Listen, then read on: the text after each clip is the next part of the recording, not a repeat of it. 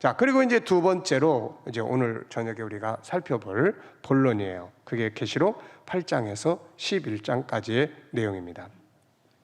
자, 이게 이제 본론인데 이 계시록 8장에서 11장까지 요 내용 똑같은 내용인데 6장, 7장은 책 속에 들어있는 내용이고 요거는 이제 무대 위에서 벌어지는 이야기를 이제 일곱 나팔이라는 제목으로 하고 있는 거예요.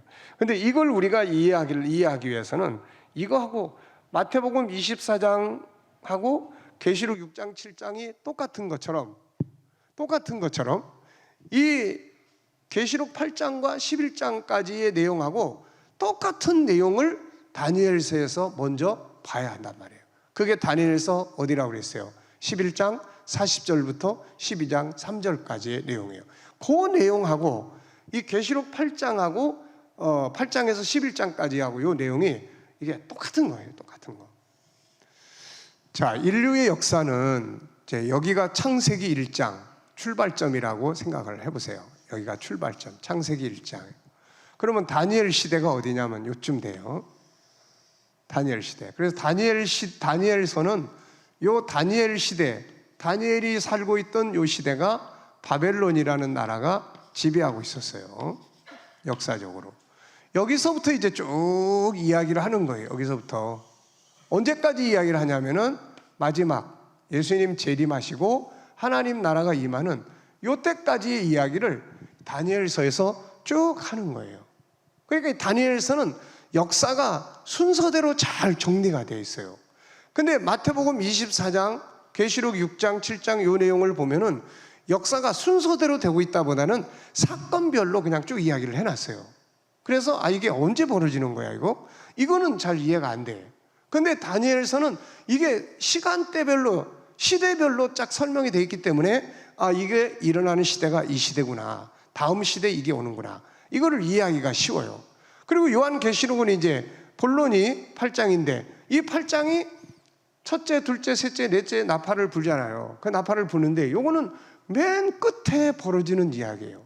그러니까 그것만 달랑 봐가지고는 몰라요. 그래서 우리가 물고기 이야기를 그래서 한 거예요. 그래서 요한계시록을 보기 전에 먼저 마태복음 24장을 봐야 되고 24장을 보기 전에 다니엘서를 봐야 된다 하는 이야기를 그래서 한 거예요. 자, 그러면은 이제 여기서부터 역사가 쭉 진행됩니다. 진행되는데 다니엘은 예수님의 초림 시대를 이야기를 해놨어요. 초림. 예수님 초림. 역사적으로는 예수님 초림할 때가 로마라는 나라가 세계를 지배하고 있었단 말이에요. 로마라는 나라. 그 다음에는 예수님의 재림 때의 이야기를 또 이 다니엘이 해놨단 말이에요, 이거. 그러면 이때는 또 예수님 재림 때는 어느 지역, 어느 세력이 또 지배를 하느냐. 이게 이제 신로마예요, 신로마. 신로마. 이게 오늘날의 유럽. 네. 그러니까 이 역사를 쭉 설명하는 거예요. 그러면 바벨론에서부터 로마에 이르기까지 그 다음 역사가 어떻게 흘러갑니까? 바벨론 다음에 어떤 나라가 등장했어요? 메데바사가 등장했어. 메데바사. 그 다음에 메데바사 다음에 어떤 나라가 등장했어요? 헬라가 등장했어요. 그 다음에 헬라 다음에 로마가 등장할 때까지 역사가 어떻게 됐냐면 헬라가 넷으로 나눠졌어요. 이게 헬라가 넷으로 나눠집니다. 이렇게 세계가 사분화됐어요. 이렇게.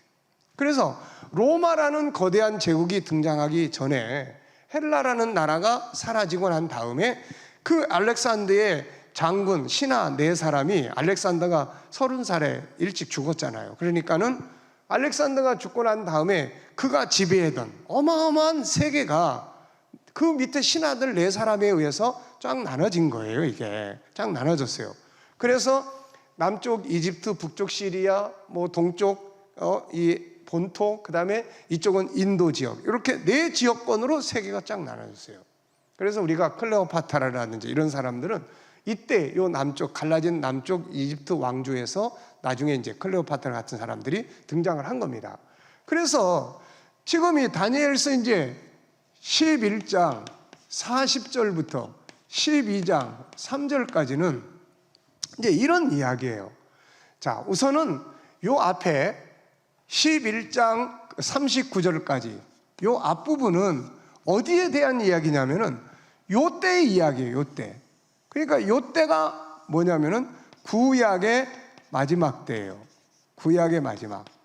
그러니까 우리가 마지막 그러면은 구약의 마지막 때가 있고 신약의 마지막 때가 있어요.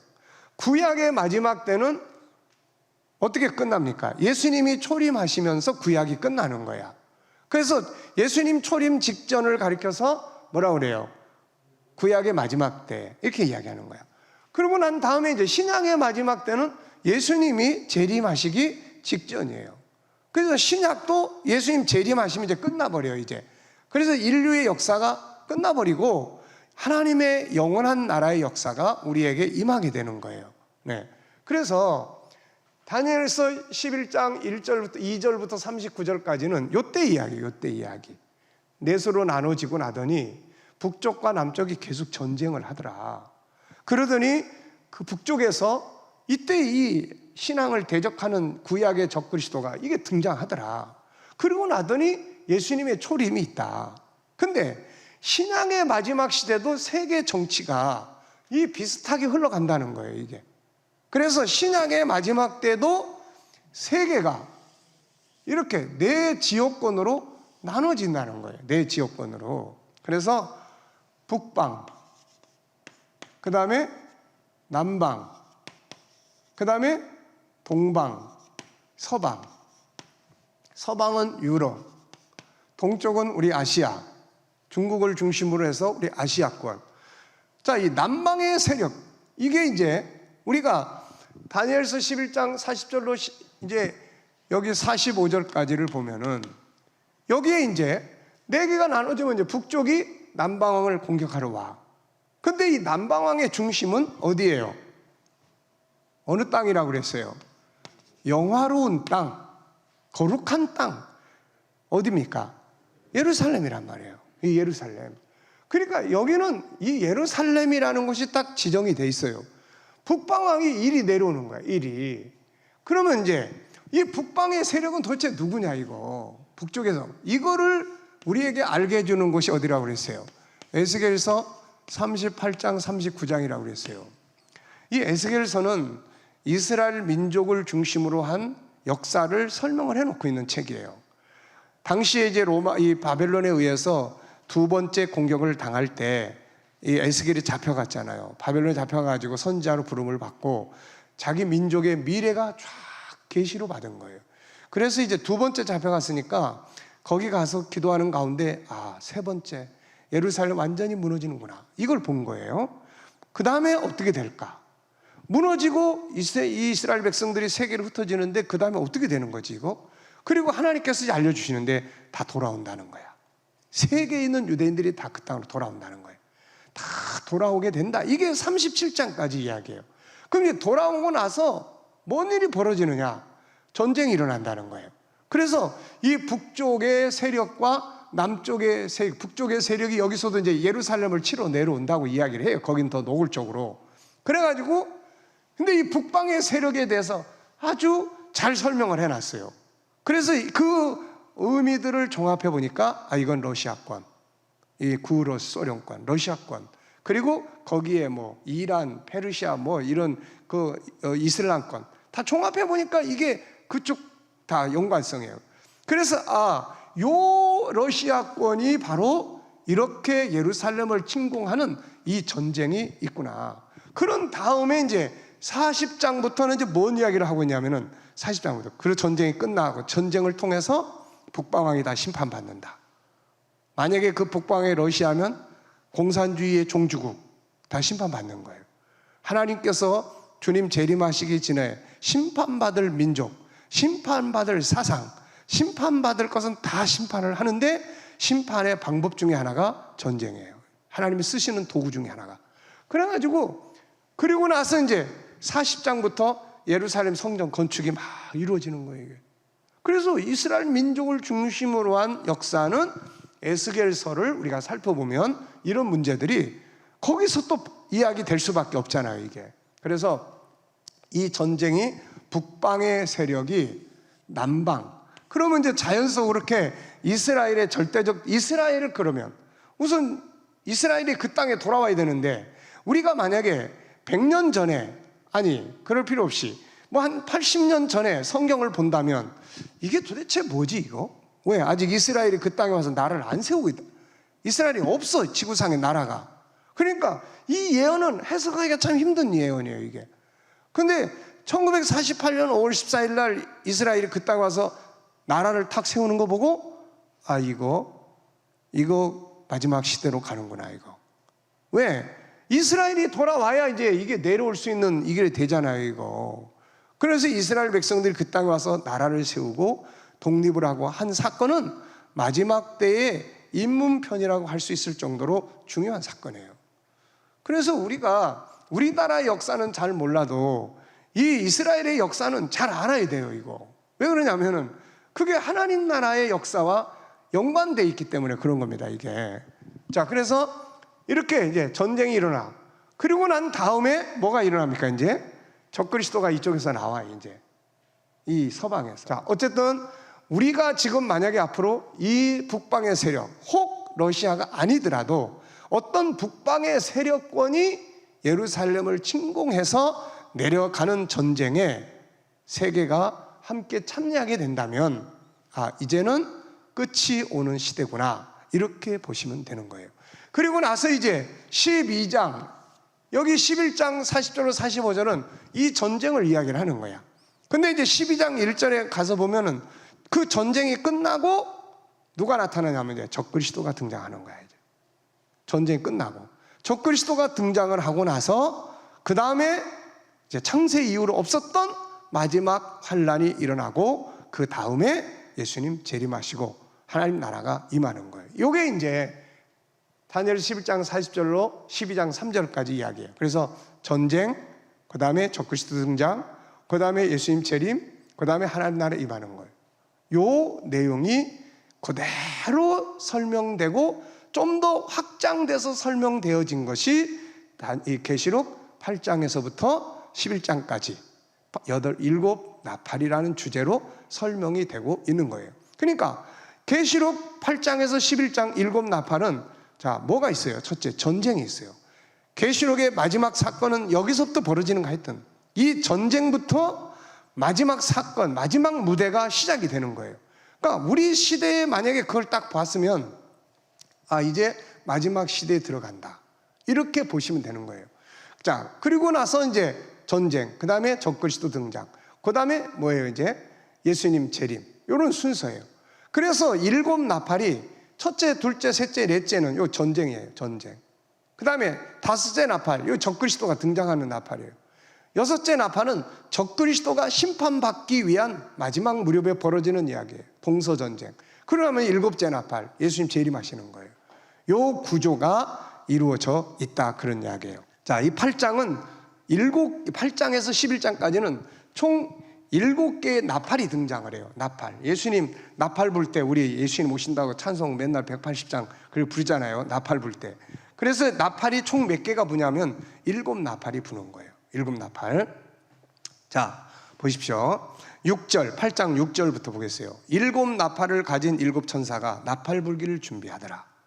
이제 이 나팔이 바로 우리 성도들에게는 주님 오시는 것에 대한 신호고, 세상은 다 이제 심판받는다, 멸망당한다는 신호예요 이게. 자, 그래서 첫째 천사가 나팔을 붑니다. 근데 첫째, 둘째, 셋째, 넷째는 각기 독립적 사건이 아니고 하나의 사건이에요. 하나의 사건. 하늘, 땅, 바다, 이렇게 하나로 묶어지는 이야기예요. 다 전쟁 이야기예요 이게. 자, 보겠습니다. 천사가 나팔을 부니 피 섞인 우박과 불이 나와서 땅에 쏟아져요. 자, 여러분 한번 생각해 보세요. 하늘에서 피가 섞인 불이 쏟아져, 불덩어리가 쏟아져. 땅의 10분의 1이 3분의 1이 타버리고, 수목의 3분의 1도 타버리고, 각종 푸른 풀도 다 타버려요. 불이 떨어지니까 땅 위에 있는 것들이 3분의 1이 다 타버려요. 자, 두 번째 천사가 나팔을 부니까 이번에도 불이야. 불 붙는 큰 산, 불이 얼마나 크면 큰 산 같은 불덩어리가 바다에 던져져. 그랬더니 바다의 3분의 1이 피가 되고, 바다 가운데 생명 가진 피조물의 3분의 1이 죽고, 배 3분의 1이 다 깨져요. 네. 이게 옛날에는 이게 뭔 말인지 잘 이해하기가 힘들었어요. 근데 2차 대전 이후에 무기들이 막 개발되고 발전되면서 요즘에 북한에서 심심찮게 하늘로 쏴대. 그거를 밤중에 보면은 뭐만 보입니까? 밤중에 보면 그 불덩어리 보이는 거예요. 불덩어리들이 다 불덩어리가 보이는 거야. 전부 미사일 공격을 이야기하는 거예요. 그 다음에 셋째 천사가 나팔을 부니까 이번에는 이게 어디 떨어지냐면 강들의 3분의 1과 여러 물섬에 떨어져요. 햇불같이 타는 큰 별이, 이것도 불덩어리야. 그런데 이거는 도대체 이게 뭐길래 강에 떨어지는데 물을 먹으면 다 죽어. 뭐가 드세요 이거? 이거 화학물, 화학미사일, 화학. 네. 요즘에 그래서 계속 뭐 옛날에 이라크를 미국이 공격했을 때도 결국 뭐 때문에 그랬습니까? 이라크가 살상무기, 화학무기를 숨겨놓고 있다. 그래가지고 그거 없애야 된다 해가지고 이라크를 공격하고 후세인을 죽게 하고 그랬던 거 아닙니까 이게? 그러니까 이게 북한도 이런 거 엄청나게 준비를 해놨을 거라고 이거. 그러니까 이런 것들이 예를 들어서 우리나라에는 팔당 때문에 한 방 딱 떨어져. 그러면 이제 그 물 마시는 우리는 다 이제 그날로 다 천국 가는 겁니다, 다. 예? 중국의 그 큰 저수지 같은데 한 방씩 떨어지면은 그러다 끝나는 거예요, 다. 그런 내용이에요. 그리고 이제 넷째 천사, 그러니까 첫 번째 나팔을 불 때는 땅이야, 땅. 하늘에서 불 떨어지고, 두 번째 천사는 바다에 불이 떨어지고, 그 배들이 다 깨져. 세 번째 천사가 나팔을 부니까 이제 강물에 떨어져. 사람들이 먹고 마시는 물에 떨어져. 그래서 죽어, 사람들이. 그러다 보니까 이제 이렇게 땅, 바다, 그 다음에 이 강, 그러고 나니까 이제 어떤 결과들이 나타나냐면, 넷째 천사는 이 세 가지로 말미암아서 나타나는 결과물이에요. 그러다 보니까 이제 어떻게 됩니까? 이제 핵 미사일 같은 거 이런 거 떨어지고 나니까 지구의 온도가 바뀌어버리기 시작하는 거예요, 이거. 그래가지고 구름층이 형성이 돼. 햇빛이 안 들어. 해가 안 떠. 직접적인 영향을 받는 나라들은. 그래서 온도가 낮아지는 거예요. 이거를 세상 말로 핵겨울이라고 이야기를 하는 겁니다, 이게. 그러니까 이런 문제들이 일어나면 안 되는데 일어나, 이거. 일어나야 그 다음 역사로 가. 그 다음 역사로 이 세상을 심판하시는 하나님의 역사를 향해서 가는 거예요. 자, 이 첫째부터 넷째까지는 그래서 다니엘서 11장 40절부터 45절까지 북방과 남방이 싸우는 전쟁이다. 왜? 여기서는 그거를 북방, 남방 이런 말 없는데 다니엘서를 연구하다 보니까 적그리스도가 등장하기 전에 일어나는 전쟁이 있어. 이 전쟁이 결국 적그리스도를 등장하게 만들어주는 역할을 한단 말이에요, 이게. 그러다 보니까 계시록에 요걸 과연 뭐냐, 이게 그거다. 이렇게 우리가 보는 거예요. 그 다음에 이제 그 다음 보세요. 13절. 내가 들으니 공중에 날아가는 독수리가 큰 소리로 이르되 땅에 사는 자들에게 화가 있으리로다. 자, 첫째부터 넷째 나팔까지는 믿는 자나 안 믿는 자나 다 같이 겪어야 될 일이에요. 다 같이. 그런데 여기에 있는 앞으로 다섯째 나팔, 여섯째 나팔, 일곱째 나팔은 우리 믿는 사람들은 이 속에서 하나님의 보호를 받는 화야, 이게. 이 다섯, 여섯, 일곱 번째는, 그러니까 일곱째 나팔은 예수님 재림하시는 거니까 우리한테는 아주 엄청나게 좋은 거죠, 이게. 그러니까 이런 부분들을 우리가 좀 바르게 이해해야 된다. 그래서 화. 이거는 이제 땅에 사는 자들에게 화가 오는데, 앞으로 불게 될 세 개의 나팔은 이 화에 대한 나팔이다. 이렇게 이야기하는 거예요. 자, 그러면 도대체 이게 무엇일까요? 자, 그러면 이제 다섯째 나팔부터 한번 보겠습니다. 첫째부터 넷째는 전쟁이다 하는 것을 기억해 두시고, 혹시 이제 뭐 신천지 같은 사람들이 이건 영적으로 여기서 떨어지는 불은 무슨 타락한 말씀의 불이야, 뭐 이런 소리 자꾸 하면은 아니라는 거 명확하게 인식하고 그런 말들을 거절하고 그렇게 분별할 수 있도록 하실 수 있어야 됩니다. 다 영적으로 해석해 버리니까 그 사람들은. 자, 그러면 이제 9장 1절부터 보세요. 자, 이제 8장을 넘어가서 9장 1절부터 여기에 이제 12절까지는 다섯 번째 나팔을 불어요. 그럼 이게 뭐 하겠습니까, 이게? 지금 다니엘서 12장 40절부터 12장 3절까지, 11장 40절부터 12장 3절까지 보면 이 전쟁 이후에 이제 뭐가 나타나? 12장 1절에 이제 적그리스도가 나타나는 거예요. 적그리스도가. 그러니까 이 다섯째 나팔은 적그리스도가 나타나는, 등장하는 나팔이야, 이게. 다섯째 나팔은. 그래서 일단 무저갱의 열쇠가 주어집니다. 이 무저갱은 뭐 하는 곳이에요? 무저갱은 귀신이 갇혀 있는 곳이야. 심판 때까지. 그래서 이 무저갱이 하나님께서 열어요. 그러다 보니까 이때 수많은 귀신들이 무저갱에서 올라오는데, 이때 무저갱에서 이 귀신들, 일반 귀신들만 올라오는 게 아니라 무저갱에서 또 누가 올라오냐면은 11장 7절에서 이야기를 하고 있어요. 그래서 이 다섯째 나팔 속에다가 11장 7절을 갖다가 거기에 붙여 놓으셔야 돼요. 이거 11장 7절에. 왜냐하면 이 무저갱이 열리니까 여기서는 일반적 귀신들이 올라옵니다. 이 황충이들이 올라와요. 이게 황충이들이, 이건 보통 우리가 자연적 황충이는 메뚜기 떼를 말합니다. 그 메뚜기 떼는 뭐 먹고 살아요? 풀이나 나무나 식물을 먹고 사는데, 여기에 올라오는 황충이들은 식물을 먹는 게 아니에요. 그래서 9장 4절을 보시면은 이렇게 이야기해요. 그들에게 이르시되 땅에 풀이나 푸른 것이나 각종 수목은 해하지 말고 누구만 하나님의 입맞지 아니한 사람들만 해하라. 그래서 마지막 시대는요, 진짜 복음에 충실해야 돼. 그리고 성령에 충만해야 돼. 그래야 이 귀신들이 우리 안에 역사하지 못합니다. 그런 현상들이 이야기되고 있는데, 문제는 이제 이때 11장 7절에 무저갱에서 올라오는 짐승이 있단 말이에요. 짐승. 요 짐승이 바로 적그리스도의 영이야. 이게 이제 올라오는 거예요.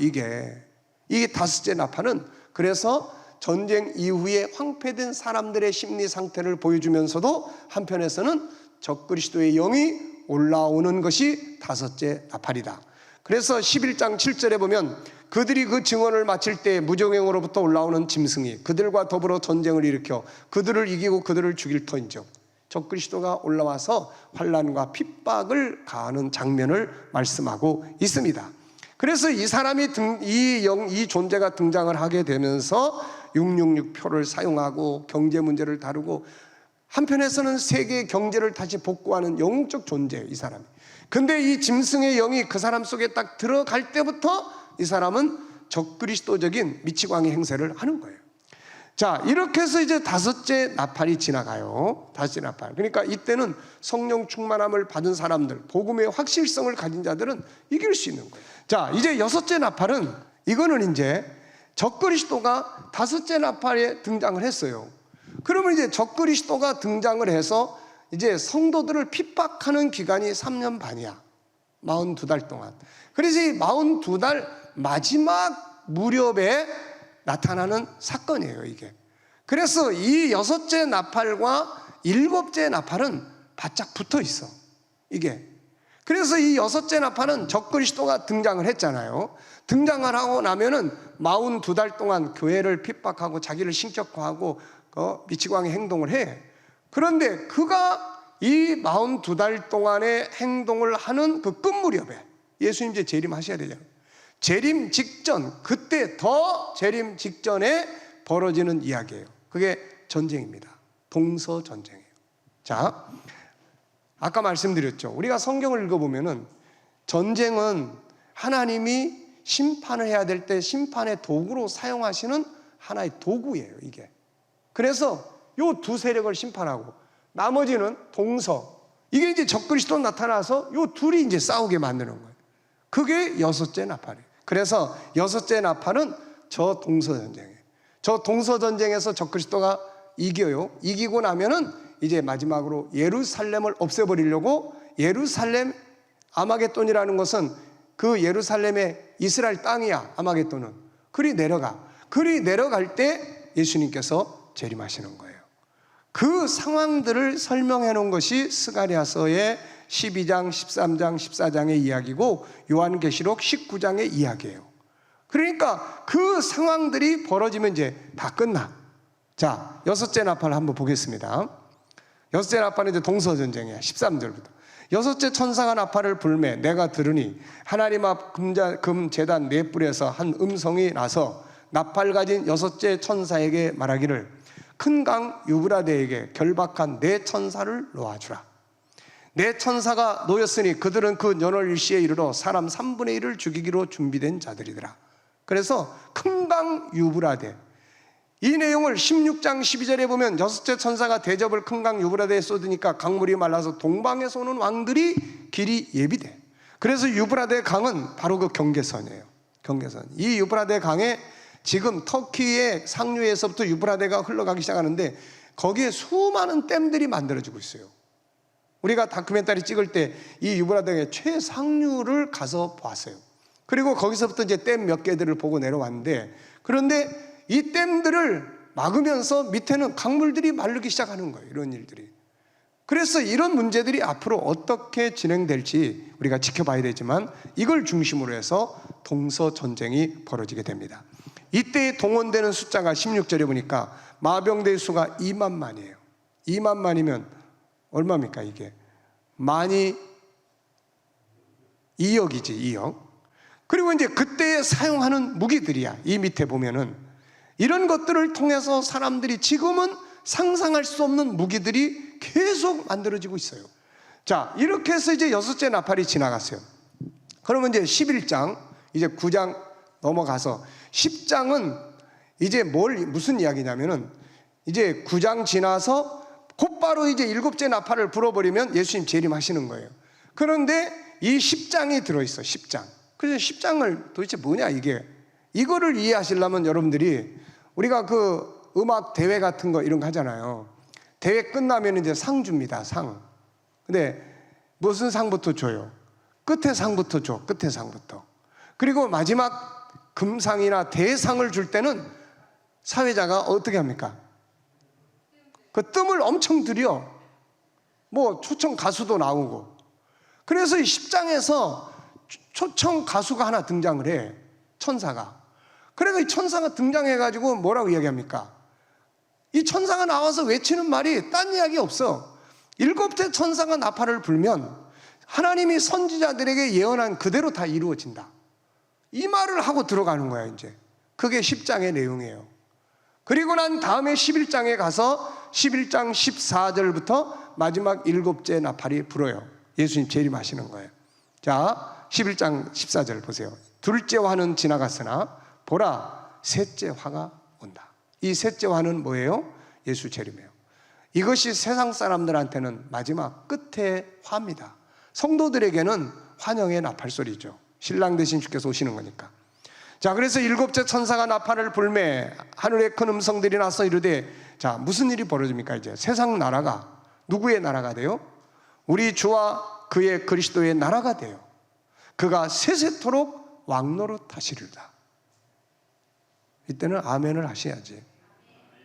우리 주님의 나라가 임하는 거야. 이게 일곱째 나팔이에요. 그러니까 일곱째 나팔이 불면 세상이 심판받고 하나님의 나라가 임하고, 그래서 이제 그 다음에 17절에 보면은 18절에 보면 뭐예요? 이제 심판할 자들 심판하시고, 그리고 상 주시며 또 땅을 망하게 하는 자들은 멸망시키실 때가 됐습니다. 이게 끝이에요. 우리 주님의 나라가 임하는 거야. 이게 일곱째 나팔이에요. 그러니까 일곱째 나팔이 불면 세상이 심판받고 하나님의 나라가 임하고, 그래서 이제 그 다음에 17절에 보면은 18절에 보면 뭐예요? 이제 심판할 자들 심판하시고, 그리고 상 주시며 또 땅을 망하게 하는 자들은 멸망시키실 때가 됐습니다. 이게 끝이에요. 우리 주님의 나라가 임하는 거야. 이게 일곱째 나팔이에요. 그러니까 일곱째 나팔이 불면 세상이 식어들이면 보라, 내가 너희에게 비밀을 말하노니 우리가 다 잠잘 것이 아니요 마지막 나팔에 순식간에 홀연히 다 변화하리니. 고린도서 15장 51절에 마지막 나팔에 홀연히 다 변화하리로. 나팔 소리가 나며 죽은 자들이 썩지 아니할 것 다시 살아나고 우리도 변화하리라. 그래서 마지막 나팔은 예수님 재림하시는 나팔이에요. 자, 계시록 8장에서부터 11장까지. 자, 대강이지만 이해되셨죠? 이거를 잘 이해하시기 위해서는 다니엘서 11장, 저 역사를 필히 알아야 이게 그거구나 라는 걸 알 수가 있습니다. 자, 첫째부터 넷째 나팔은 전쟁이에요. 남북전쟁. 다섯째 나팔은 귀신의 와 적그리스도의 등장. 여섯째 나팔은 동서전쟁, 주님의 재림과 연결되는 사건이에요. 일곱째 나팔은 주의 재림과 하나님 나라가 임하는 내용입니다. 믿습니까? 자, 지금 우리가 주목해야 될 건 뭐예요? 그렇다면은 지금은 과연 남북전쟁이 일어났냐? 아니라는 거야. 아직은 아니야. 북방의 세력도 형성이 됐어요. 공산주의 러시아 다 망한 줄 알았는데 저게 다시 꿈틀대고 살아나더니 세계를 지금 위협하고 있어요. 저게. 그래서 러시아 북방의 세력도 형성이 되고 남방의 세력도, 이게요 2차 대전 전까지는 이런 것들이 다 구도가 안 짜여 있었어요. 그런데 2차 대전이 끝난 다음에 이런 구도가 다 짜여지고 있는 거야, 이게 지금. 그래서 이스라엘이 돌아와가지고 남방왕도 준비가 돼가고 있고, 그러면 이제 이게 언제 터질 거냐? 그거는 하나님이 아시겠죠. 그래서 하나님의 나라에 대한 소망이 그래서 필요한 거예요. 그러니까 지금 이런 것들이 형성이 돼 있어요. 항상 으르렁대고 있어. 계속 뭐 핵잠수함이 어떠니 뭐가 어떠니 맨날 하는 이야기 그래요. 우리나라에 뭐 무기 팔아서 좋다고 하는데 이게 맨날 그러고 삽니다. 이게 지금 새로운 무기들을 다 만들어 가지고. 자, 다섯째 나팔, 이제 저게 일어나고 나면 다섯째 나팔 부는데, 이러면 이제 뭐가 나와요? 이제 이게 적그리스도 나오는데, 적그리스도가 나오려면 유럽이라는 신로마의 지역이 형성이 돼야 되는데 아주 튼튼하게 지금 제 몫을 잘하고 있고, 요즘 와서는 미국과 갈등도 일으키면서 다른 길도 가고 독자적인 길을 가요. 그 다음에 이제 적그리스도가 등장해서 저 전쟁이 일어나고 나면 예루살렘 성전이 건축이 돼야 돼요. 예루살렘 성전이 건축이 되려면은 누가 와 있어야 돼? 이스라엘이 그 땅에 와 있어야 된다고요. 이스라엘이. 근데 지금 그들이 와가지고 성전 건축할 준비 지금 다 해놓고 기다리고 있는 거예요. 지금은 안 돼.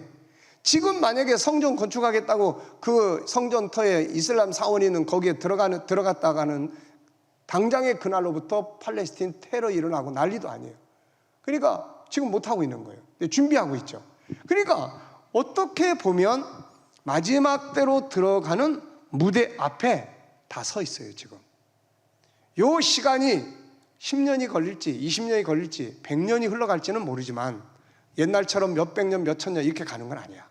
우리 세대일지 다음 세대일지 그 다음 세대일지 그저 이런 정도지 그 이상 막 엄청난 세대로 흘러가서 몇천 년씩 이런 건 아닙니다.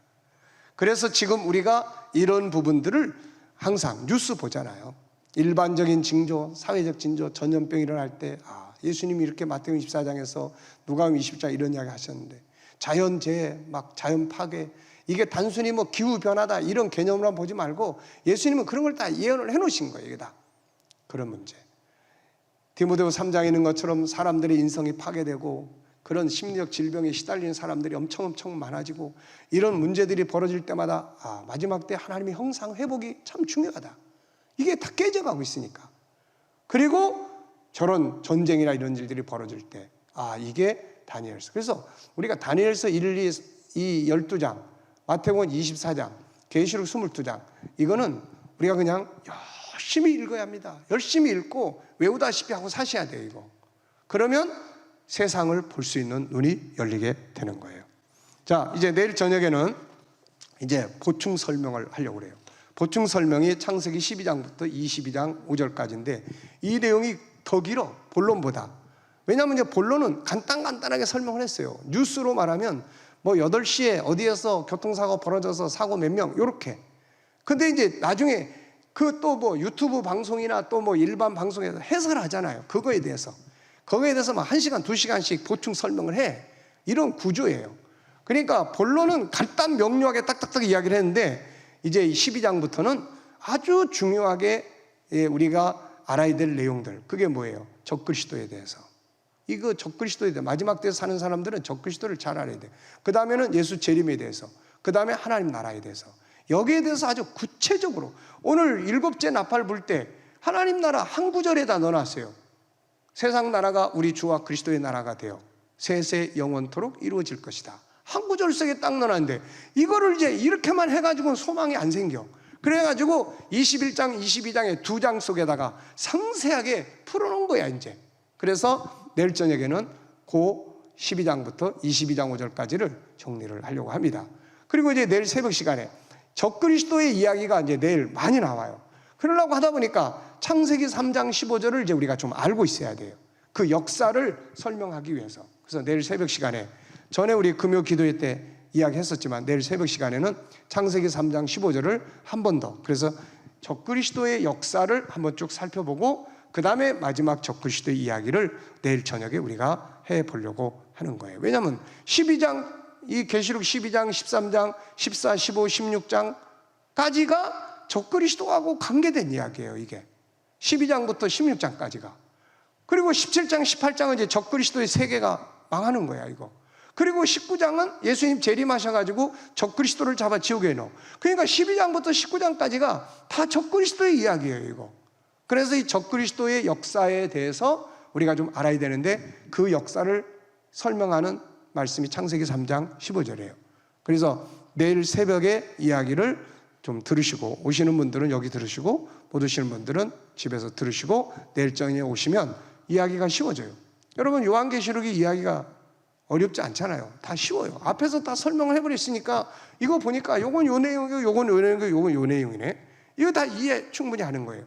그리고 중요한 거는 이런 것들이 지금 어떻게 벌어지고 있느냐, 우리가 세상을 보는 눈을 가지고 살면 되는 겁니다.